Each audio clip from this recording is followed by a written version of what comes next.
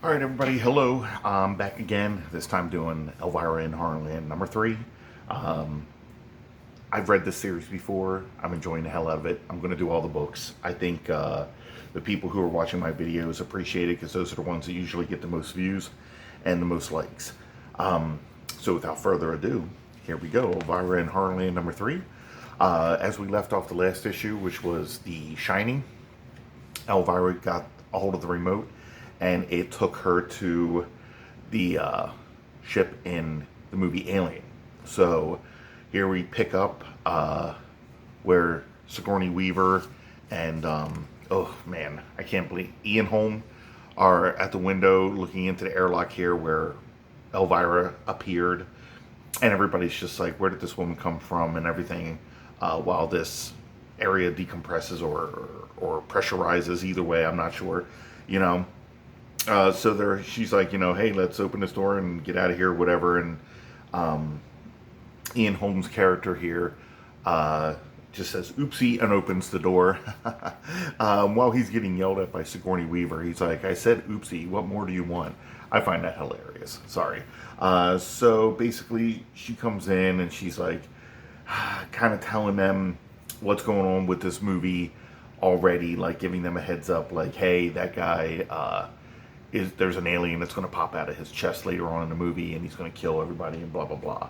And the Tom Skerritt character here is just like, I don't know about any of this. I am going to have to talk to Mother to get any kind of information. I think that's a running gag throughout this book, is that he doesn't be able to, he's not able to make his own decisions at all. He needs to constantly talk to Mother, even though I don't think he actually does throughout the entire comic. But they end up putting her in the brig, where she's going on about how she didn't even know this ship had a brig, and she doesn't even know where to begin to look for the magic remote that will take her back home. And then Sigourney Weaver shows up, and she's like, hey, you know, this guy, the alien dropped off his face, and he's perfectly fine. And Elvira's like, oh, well, he's at lunch right now, right? And Sigourney's like, yeah, of course, he is. How do you know all of this? Now, this is a thing that gets me in movies or comic books or whatever. When you have a character from a different world or something like that come in, they can never explain to the other people what is going on. They always act like it's going to be the craziest thing, and it's going to be the craziest thing. But what they explain isn't any crazier when they try to come up with what they think is a better excuse. So, this is the future of Earth here, and she's acting like none of these people have ever heard of movies before. So she says that, she learned all of this from a story that's like a folk tale.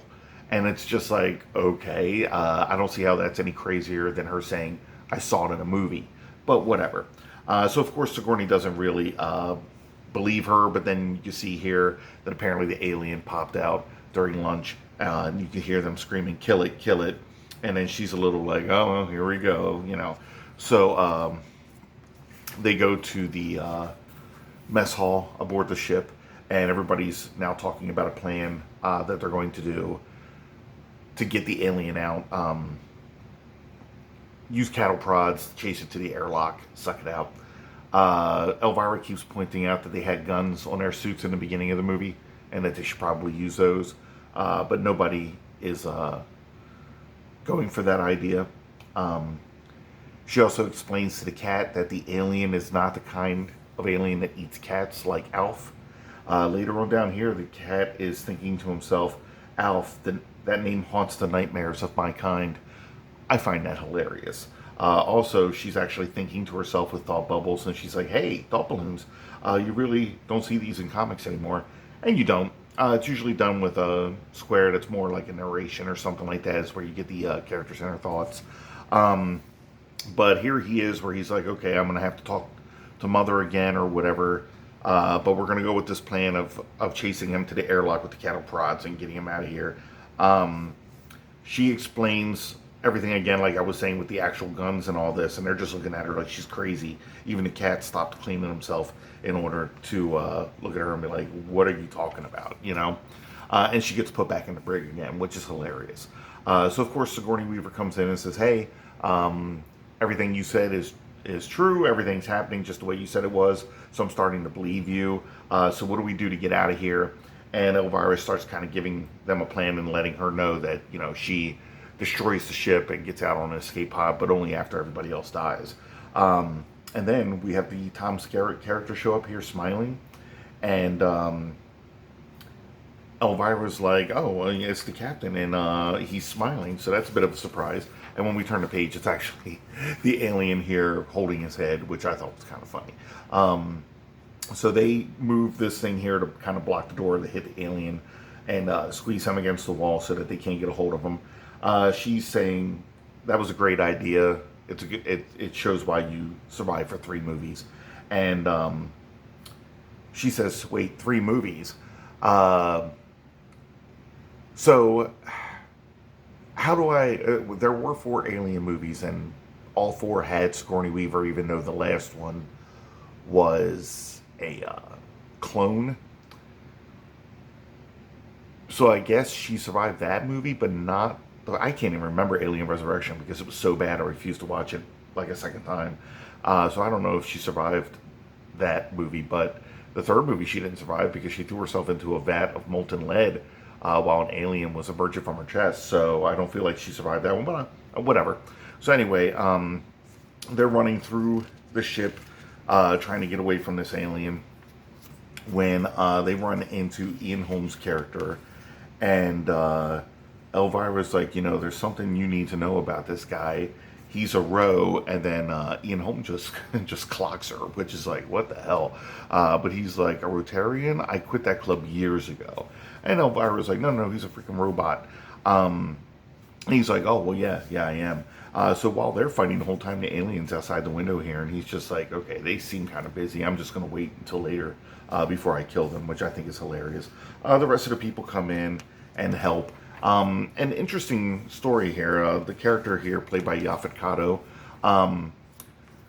When I was like 17, I used to work at a place inside of a gallery,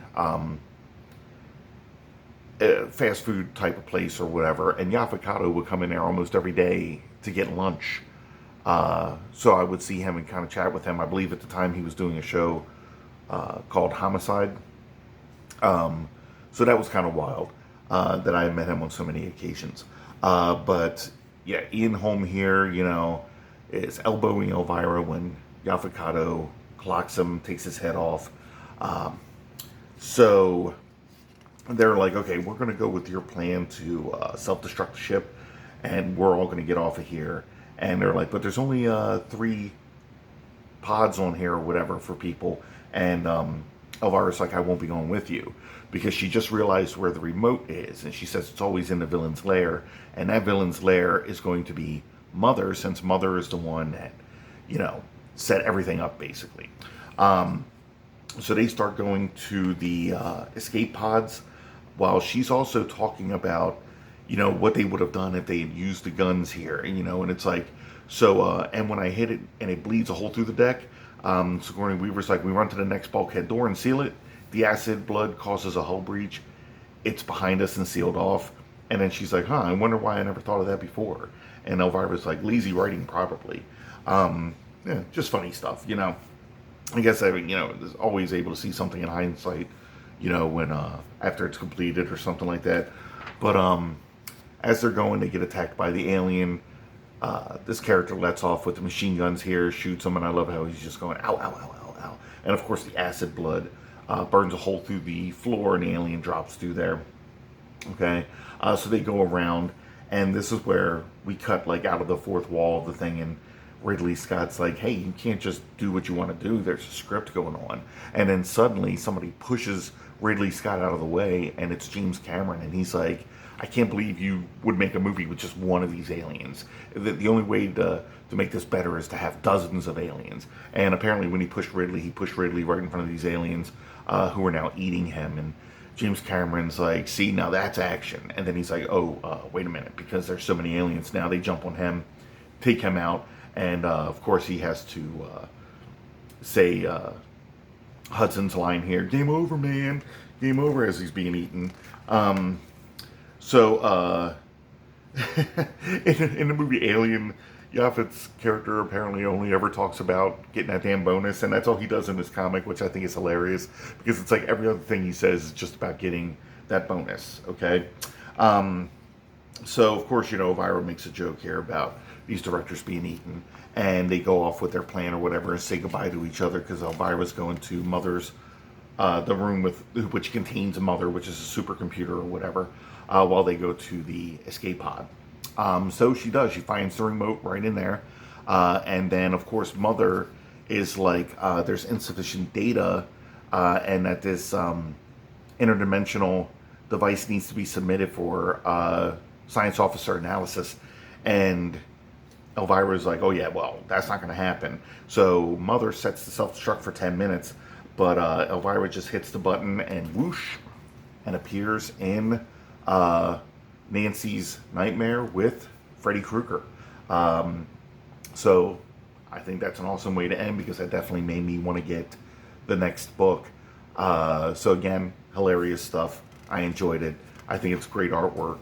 It's a lot of fun.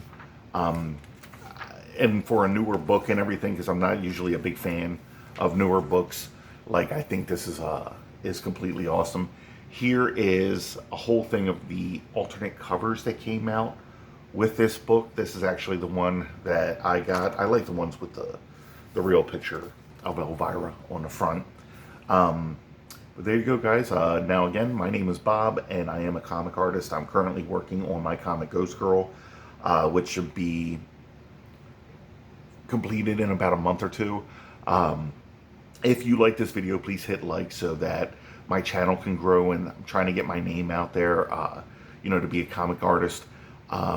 If you liked the video and want to see more, hit subscribe so that way you get more information when new videos come out. I generally have a new video coming out every day. Also, if you want to know any information about my comic Ghost Girl when it's complete and where you'll be able to get the book, hit subscribe so you'll be able to get any of that information. All right, guys. Well, thanks for watching, and until next time.